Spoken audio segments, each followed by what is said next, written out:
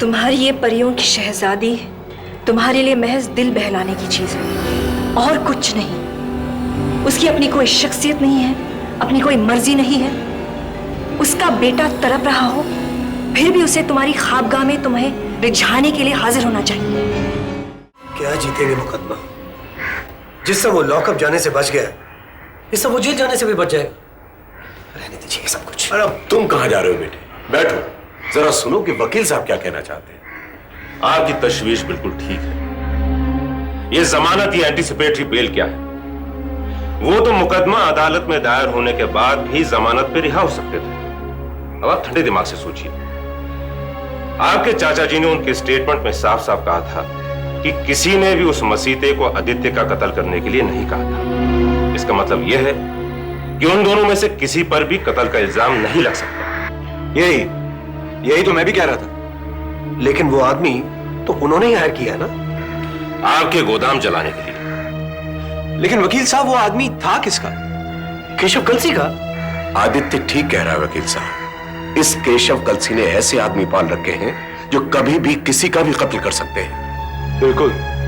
लेकिन इसके लिए कानून केशव कलसी को फांसी नहीं दे सकता। वैसे यहां बैठकर यह सब बहस करने से कोई फायदा नहीं। हमारे पास ये केस जीतने के लिए और भी ग्राउंड्स हैं। मैंने मिस भट्टागर के साथ बैठकर सॉलिड ग्राउंड्स तैयार किए हैं। आप चिंता न कीजिए। हमारा केस बहुत ही सॉलिड है आदित्य साहब, आप चिंता मत कीजिए। बस एक बार केस की तारीख तय होने दीजिए, फिर देखिए। मेरा सोना खेल रहा है, मेरा सोना खेल रहा है, मेरा सोना खेल रहा है, मेरा सोना खेल रहा है। बिक्की खाएगा? मैडम ये लो, अब इसे नहला दो। अरे ये हुई ना बात। ठहर, अभी नहीं। देख नहीं रही कि इतने दिनों के बाद इतनी अच्छी तरह से खा रहा है? बिस्किट कौन खाएगा? मैं खाऊं या मेरा मुन्ना खाएगा? नन्हे का क्या हाल है? तुम जरा बाहर जाओ। जी। तुम मुझसे बहुत नाराज हो। मैंने पूछा कि नन्हे का क्या हाल है। मुझे माफ कर दो। डोंट टच मी, मत छुओ मुझे। मेरी तरफ देखो प्लीज, मेरी तरफ देखो प्लीज। तुम अगर इस तरह मुझसे रूठी रही तो मैं जिंदा नहीं रह पाऊंगा। ये महज कहने की बातें हैं। हटो, मैं इतने दिनों के बाद इसके साथ खेल रही हूं। उस दिन मुझे मालूम नहीं क्या हो गया था। हमारे नए बेडरूम, हमारे अपने बेडरूम की पहली रात थी। वो मैंने इस परियों की शहजादी के लिए अपने इन हाथों से सजाया था। तुम्हारी ये परियों की शहजादी तुम्हारे लिए महज दिल बहलाने की चीज है और कुछ नहीं। उसकी अपनी कोई शख्सियत नहीं है, अपनी कोई मर्जी नहीं है। उसका बेटा तड़प रहा हो फिर भी उसे तुम्हारी ख्वाबगाह में तुम्हें रिझाने के लिए हाजिर होना चाहिए। बोलो, यही कहा था ना तुमने? मैं क्या सिर्फ तुम्हारी हवस का खिलौना हूं? जवाब दो। तुम मेरे लिए क्या हो वो मेरे दिल से पूछो। तुम्हें नहीं मालूम मैं तुमसे कितना प्यार करता हूं, लेकिन मैं नहीं चाहता कि उस प्यार का और कोई शरीक बने जो मुझे तुमसे। इसलिए कभी कभी मैं अपने आप में खो जाता हूं। मिनी, मुझे माफ करता हूं प्लीज।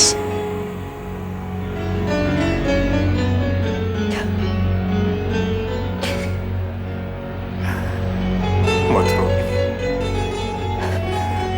मत रो मेरी जान। अब ऐसा कभी नहीं होगा। मैं तुमसे बहुत प्यार करता हूं। मैं तुमसे बहुत प्यार करता हूं।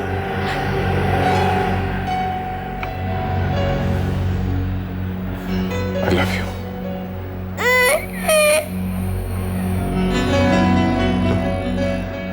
बच्चा रो रहा है, तुम जरा खेलो उसके साथ। मैं एक जरूरी काम करके आता हूं।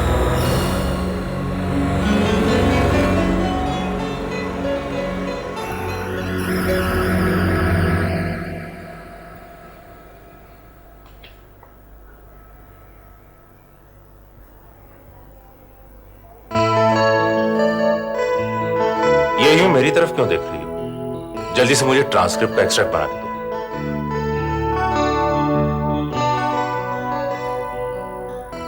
ट्रांसक्रिप्ट मेरे चेहरे पे नहीं, इस फाइल में रखा है। इधर क्या देख रहे हो बाबा, काम करो। देख रही हूँ कि इतने दिनों के बाद अचानक ये तब्दीली कैसे आ गई। कहा तो दिन भर हाथ पर हाथ धरे बीती बातों का सोग मनाना, और कहा एकदम अपने आप को काम में डुबो देना। उस केशव कलसी से उसकी गुस्ताखी का बदला लेने का मौका मिला है। मैं इसे गंवाना नहीं चाहता। I will pin him down. चलो इसी बहाने तुमने फिर से काम करना तो शुरू किया। तुम्हें नहीं मालूम मैं कितनी खुश हूँ। अच्छा जल्दी से ये नोट्स बनाओ, नहीं तो वजह से हमें नहीं मिलेंगे। अरे हाँ, मैं तो भूल ही गई थी, उनके पास भी जाना है। आदित्य साहब, मैंने पूरा केस तैयार कर लिया है और मुझे यकीन है कि केशव कलसी और सुमेर राजवंश को मनमोहन धनराज की उस रिकॉर्डेड स्टेटमेंट के बारे में अब तक कुछ नहीं मालूम। वजाहत साहब, मुकदमा जीतने से सीमा वापस तो नहीं आएगी, लेकिन इन गुंडों को एक सबक जरूर मिल जाएगा और ये सबक उन्हें जिंदगी भर याद रहेगा। यकीनन। साहब जी, वो वकील साहब आए हैं जी, उनके साथ एक खातून भी आई हैं जी। ठीक है, उन्हें अंदर भेज दो। ठीक है।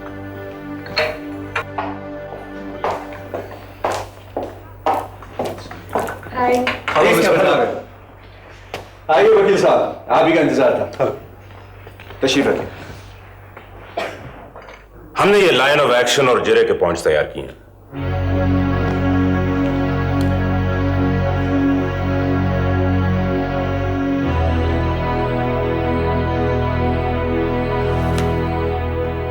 ये सब तो ठीक है वकील साहब, लेकिन एक बात मुझे उस रोज से परेशान कर रही है जिस वक्त से आपने मुझे मनमोहन का रिकॉर्डेड स्टेटमेंट दिया है, और वो ये कि इस केस में मुलवस जो दो अहम लोग थे वो दोनों मर चुके हैं। ये बात हम भी सोच रहे थे कि अगर वो मसीता जिंदा पकड़ा जाता तो हम सुमेर राजवंश ना सही, केशव कलसी को तो फांसी के तख्ते तक जरूर पहुंचा सकते थे। शायद हम अब भी ऐसा कर सकते हैं। मसीते की वो रखैल फरहीन अभी भी जिंदा है, लेकिन वो तो सिरे से ही गायब है।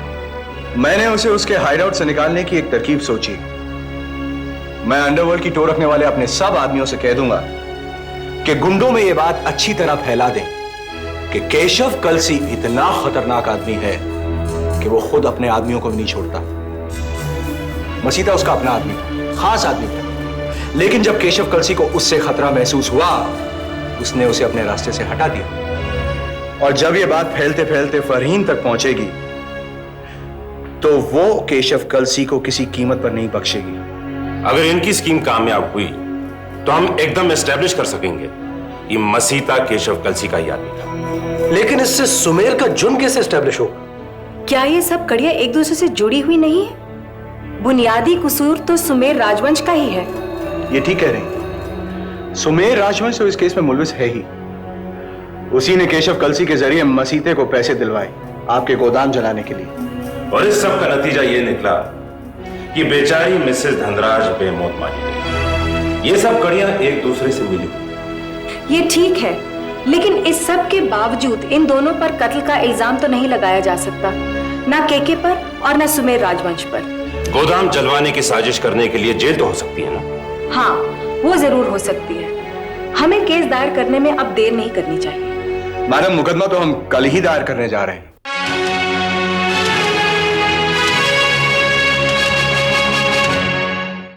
अगले एपिसोड तक कहानी को जहन में जिंदा रखिए।